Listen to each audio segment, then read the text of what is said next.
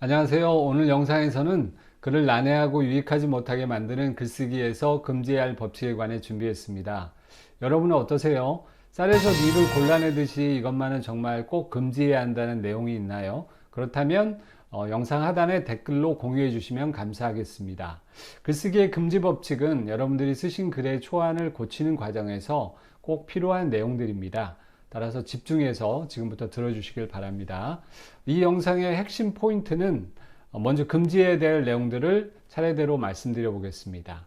전문 용어, 자신 없는 표현, 추측성 표현, 한자투나 번역두의 표현, 피동형 문장, 과잉 감정, 불필요한 비교, 수식어의 과잉 표현, 이중 수식, 수상적인 단어, 애매모호한 단어 금지, 미래형 문장, 영어식 문법에 우리말을 끼워 넣는 거, 속된 표현이나 은어, 과도한 높임 표현, 부정적인 표현, 젠더 편향적인 단어 선택은 이 영상에서 금지해야 될 내용들입니다.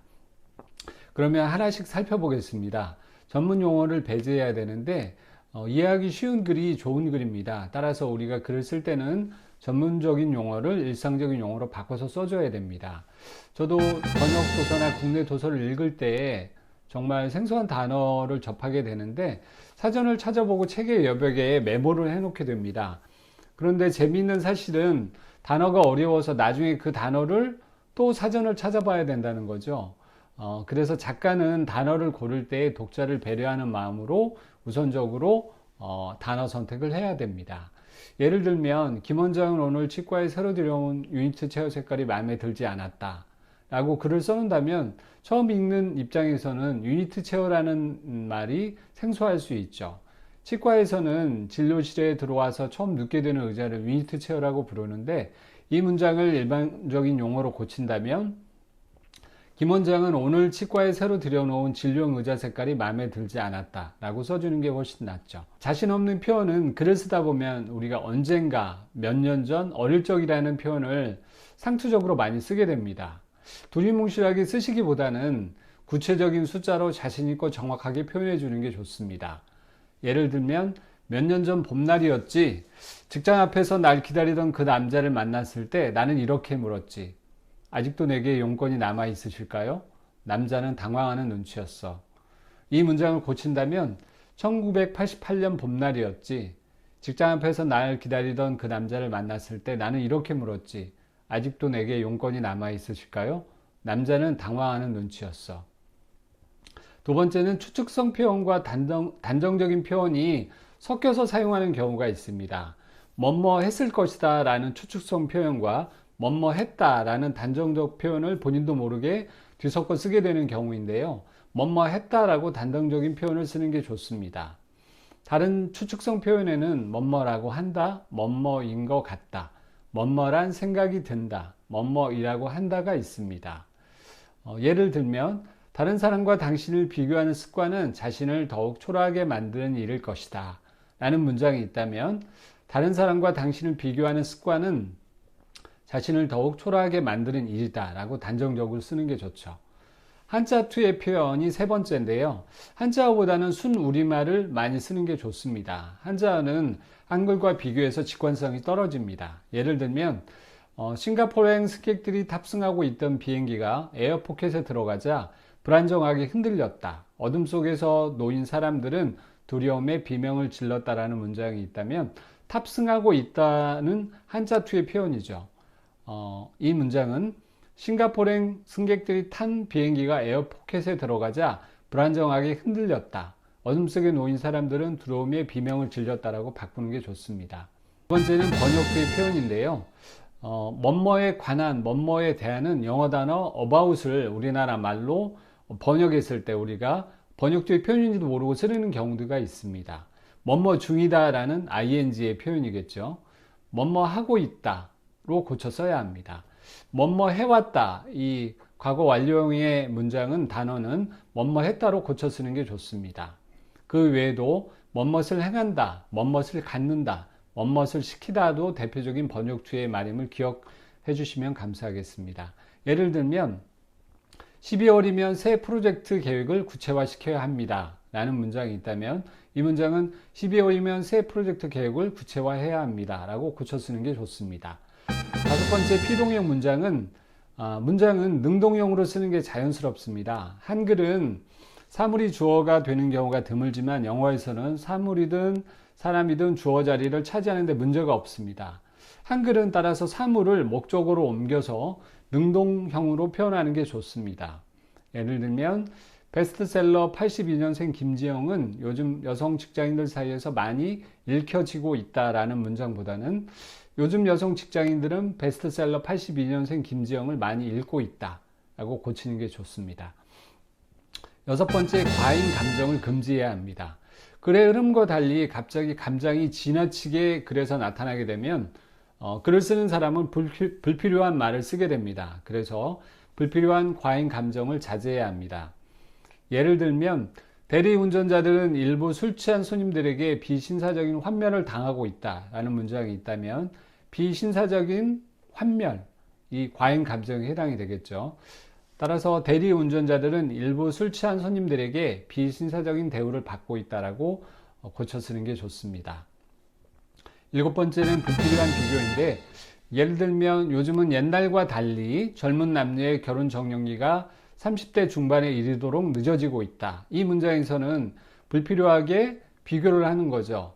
옛날과 달리, 이르도록 이런 것들이 다 불필요한 비교가 되는데 요즘은 젊은 남녀의 결혼 적령기가 30대 중반으로 늦어지고 있다라고 쓰면 됩니다. 여덟 번째, 수식어의 과잉 표현인데 수사법을 많이 쓴 글을 말합니다. 한두 개 정도의 수식어는 허용이 되지만 미사여구를 남발해서는 안 됩니다. 왜냐하면 읽는 독자가 불편하기 때문입니다. 예를 들면 내가 말이야 요새 체력이 떨어져서인지 눈이 호롱불 마냥 침침하고 어른어른하고 흐릿하니 묵지근한 게 집중해서 일을 할 수가 없다니까 라는 문장은 내가 말이야 요새 체력이 떨어져서인지 눈이 침침하고 흐릿하니 집중해서 일을 할 수가 없다니까 라고 고쳐 쓰는 게 좋습니다. 아홉 번째는 이중수식인데요. 이중수식은 동일한 뜻을 지닌 두 개의 수식어가 연속해서 나오는 어색한 문장을 말합니다.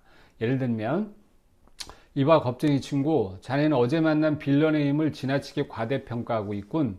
이런 문장이 있다면 이봐 겁쟁이 친구, 자넨 어제 만난 빌런의 힘을 과대평가하고 있군. 이렇게 지나치게라는 단어를 빼주는 게 좋겠죠. 열 번째는 추상적인 단어인데 보통 명사보다는 고유명사를 사용하여 구체적인 단어가 중심이 되는 글이 좋습니다. 예를 들면 미국인 37%는 미국의 유명한 전기 자동차 회사 CEO인 일론 머스크의 트윗을 보고 투자한 적이 있다고 한다라는 문장이 있으면 이 문장은 미국인 37%는 테슬라 CEO 일론 머스크의 트윗을 보고 투자한 적이 있다고 한다라고 고쳐주는 게 좋습니다. 11번째는 애매모호 금지인데요. 거의, 정도, 대략이라는 모호한 표현이 들어가는 문장을 우리가 쓰면 안 된다는 얘기입니다. 12번째는 미래형 문장을 금해야 된다는 건데 현재형으로 문장을 써야 가독성이 높일 수 있습니다. 예를 들면 매일 하는 유산소 운동은 건강에 중요할 것입니다 라고 하는 미래형 문장보다는 매일 하는 유산소 운동은 건강에 중요합니다 라고 문장이 훨씬 더 직관적입니다. 13번째는 영어식 문법이 우리말을 끼워 넣는 경우들이 많은데요. 뭐뭐 않도록, 뭐뭐 했다고는 영어식 표현으로 잘못된 표기입니다. 예를 들면 3대째 내려온 중국 음식점을 막내 아들이 경영하기 시작했다고 합니다 라는 문장보다는 3대째 내려온 중국 음식점을 막내 아들이 경영하기 시작했습니다 라고 고치는 게 좋습니다. 14번째는 속된 표현이나 은어 사용을 금해야 된다는 내용입니다. 선명한 전달 효과를 위해서 거칠고 험한 말을 사용하기보다는 비슷한 뜻의 은근한 표현을 골라서 쓰시는 게 좋습니다. 예를 들면 술 한잔 때리는데 이런 표현보다는 술 한잔 마시는데 라고 이렇게 은근한 표현이 좋고, 두 번째는 여자친구 잔소리에 찍소리도 못 내는 남자라는 문장이 있다면 여자친구 잔소리에 아무 말도 못하는 남자라고 써주는 게 좋겠죠.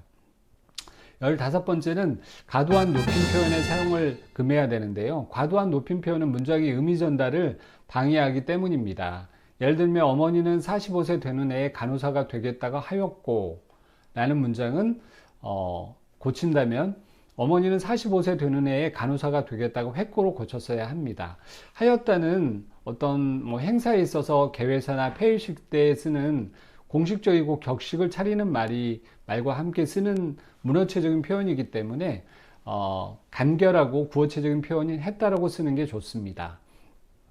16번째는 부정적인 표현인데요. 우리가 글을 쓸 때 부정적으로 문장을 표현하기보다는 긍정적인 의미를 담아서 문장을 표현하는 게 좋습니다. 예를 들면 누전으로 인해 매장 영업은 수요일 이전까지는 불가능합니다라고 쓰기보다는 누전으로 인해 매장 영업은 수요일 이후에는 가능합니다라고 쓰는 게 훨씬 좋다는 얘기죠. 우리가 평소에 말하는 습관도 이렇게 긍정적인 면을 바라보며 얘기하면 좋겠습니다. 마지막으로 젠더 편향적인 단어 선택인데요. 우리나라에서는 아직 젠더 중립적 표현에 대해서 말하고 있지는 않지만 영미권에서는 영문 계약서나 영문 편지 같은 거를 쓸 때, 이런 문서 작성을 할 때 한성에 치우친 편향적인 단어 선택을 피하라고 합니다. 그래서 젠더 중립적인 단어를 선택해서 사용하는 게 정석인 거죠. 과거에는 아무래도 남성 중심의 직업들이 대다수였기 때문에 대다수였지만 요즘은 직업에 있어서 남녀 구분이 많이 없어졌죠. 그래서 영어 단어에서 우리가 세일즈맨 하면은, 아니면 폴리스맨, 비즈니스맨, 이렇게 맨의 단어가 들어갔는데 요즘에는 세일즈맨 대신에 세일즈 퍼슨, 폴리스먼 대신에 폴리스 오피서, 비즈니스맨 대신에 비즈니스 퍼슨처럼 단어에 맨이 들어간 단어들을 젠더 중립적인 단어로 고쳐서야 한다는 말입니다. 젠더 중립적인 표현에는 he, his, him 대신에 he or she, 또는 his or her, him or her로 고쳐 쓰거나 남성적인 표현을 생략하면 된다고 합니다. 상식적으로 알아두시면 유익한 내용이 되겠습니다. 오늘 영상에서는 글을 난해하고 유익하지 못하게 만드는 요소들에 관해서 하나씩 살펴보았습니다.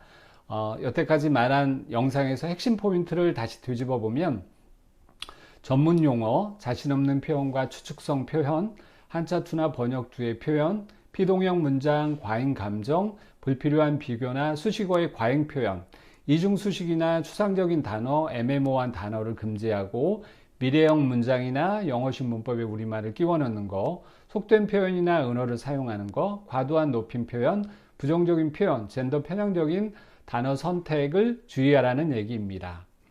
나는 별로 좋은 작가가 아니다. 다만 남보다 자주